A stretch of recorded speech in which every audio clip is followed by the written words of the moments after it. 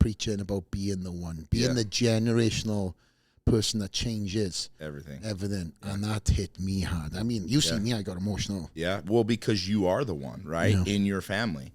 And dude, he's just so incredible listening to his message, and he's really clear with his message about how important it is to become the one. And the coolest thing in the whole entire world is it's a simple message, and is this: we are passed down generational trauma and generational frustrations and generational. I mean, I even say before me, my dad was not very wealthy, and before him, his dad wasn't wealthy, and before him, his dad was poor, and his dad was poor, and his dad was poor.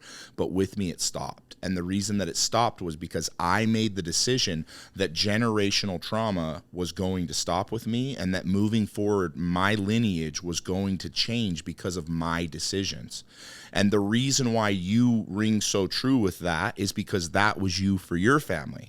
Right? Like, look at where we're at. Look at all of these accomplishments. Look at how much money you've made and how much success you've had and how many lives you've changed. And where did you come from? You've already told me the house you grew up in. You already told me your grandparents and your great-grandparents. It all stopped with you. The reason that it struck a chord with you was because you are the one that he speaks of.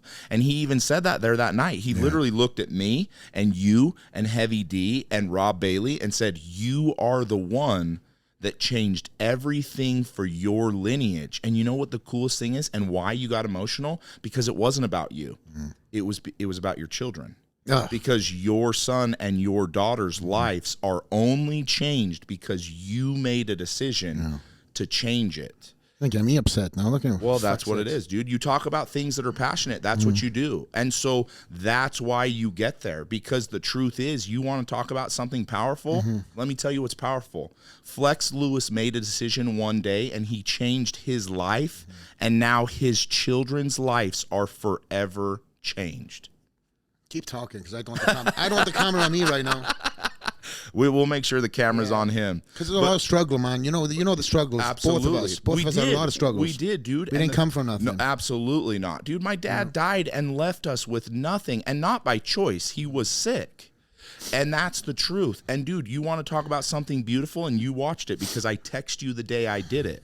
A few months ago, I sat my mom down in my office and said, hey, Mom, from here on out, you no longer have to worry about money. You don't. And I didn't hand her a blank check. I handed her a debit card and said, you no longer pay for anything ever again. I do.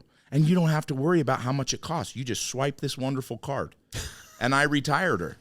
And because of the decisions that I made, like Ed talks about, I changed not only my lineage, but my heritage, my mom, and my children, and my siblings. You know, when my youngest sibling, she's the only girl in our family, when she wanted to buy her first house, man, now I'm gonna get emotional. When she wanted to buy her first house, my mom called me, and and she said, hey, I just wanted to let you know, I'm not asking you, but your youngest sister, she needs help putting a deposit on her house. I said, awesome. Love you, Mom. Hung the phone up. I wired my sister's husband the money immediately. And I think I don't even remember what it was, 10, 20, 30 grand. You know, it was just, it wasn't a huge amount. And my sister's husband messaged me and was like, what the? And I was like, I wanted to be the one to help you guys get into your first house. And my sister messaged me in tears, and she said, I can't believe you did that. And I said, sis, that's not really from me, that's from Dad. And she said, well, we'll pay you back. I said, no, you don't have to pay me back, that's a gift. And the reason why it was so wonderful for me was because, again, when I was 21 and my dad passed away, I chose to be the one that Ed Milet now talks about. And the one is the one that changes everything for his family, for his generations before him and the generations after him. And it actually came to fruition when I paid for my sister's house, when I retired my mom, when, my daughters have everything that they want, everything. When my wife gets to stay home and take care of our children and never have to worry about where money's going to come from, because I chose to be that person years and years and years ago. Now those who I love most are most affected. And the reason that you stood or sat in my living room and listened to that about Ed Milet, and then have him say in such powerful words, be the one, and then look at you like Flex, like Keaton, like Rob, like that. This, yeah. Oh yeah, dude, it hits you. And then you set back maybe for the first time in your life, and you're like, holy shit, I am the one. You're right. Where did I come from? Yeah. And now you think about where you came from, and it was from nothing. And you chose somewhere on the line of nothing to say, I will no longer pass this down to my family. I will change my son's life and my daughter's life, you know? And they will know too. And I know that about you too. Your daughters are, they're beautiful, man. Inside out, just so caring. You've done a great job. Thank you. You know, and Maddie too. Shout Maddie. Yeah, shout out to Maddie. Shout out to Maddie. She has to put up with me. She'll kick my ass if I don't mention her. And you've lucked out with her too, man. Absolutely. Oh my gosh. Absolutely. You know, we both have lucked out with our incredible wives. Parked it way out of the park. Well, speak for yourself. Look at this face. Anyways, but with what I was saying about your daughters, you have raised incredibly well-mannered, just scholars. Yeah. And they're so polite. I mean, we've been on vacations. We've done the family vacations. We've done a lot, yeah. Yeah, we've done a lot. We went to St. George with all the families. And your daughters took to mine like, man, amazing. Yeah. Maddie was actually pregnant back then too.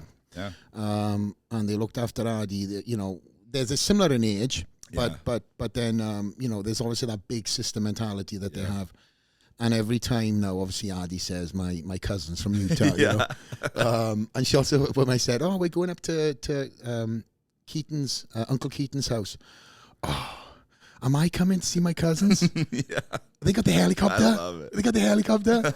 She looks at your house like Disneyland. Well, it is kind of like Disneyland with a lot of candy. Yeah. My gosh. But before we talk about the house, I just want to circle back.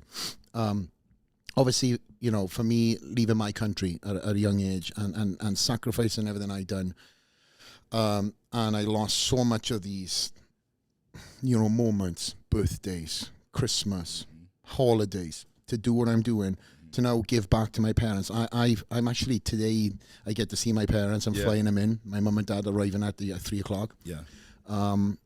And, you know, I don't tell them this, and they don't expect this, but I put them in first class. You know, they get the whole thing. And they're so timid in first class. They're like, oh, they don't know. I can have another Diet Coke. How much is this? Yeah.